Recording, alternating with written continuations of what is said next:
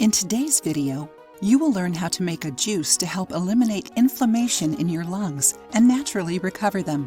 Have you ever heard about the benefits of onions for the lung? We recently talked about 7 foods that are good for the lungs, including onions. Rich in antioxidants, onion has important actions that strengthen our immune system and prevent chronic diseases, colds, and flu. It also protects us against lung cancer. Onions can be used in salads, juices, or as a syrup. It helps decongest the airways, quickly eliminating persistent coughs and phlegm. You can make onion juice at home to help with colds and flu in adults and children. However, it is not recommended for babies and children under 1 year old due to the presence of honey.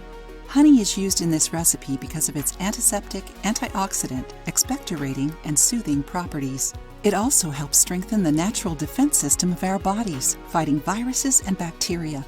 Onion contains quercetin, which helps naturally fight colds, flu, tonsillitis, cough, asthma, and allergies.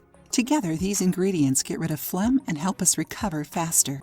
Still talking about onions, it has quercetin, an antioxidant that aids the immune system, improving the body's reaction to external aggressions and avoiding viruses and bacteria from entering and worsening chronic issues, such as asthma and bronchitis. Onion also has anti-inflammatory properties that improve the narrowing of bronchi, and so ease the breathing. Amazing, right? Enjoying the video? Then give it a like and share it with your friends to help the channel.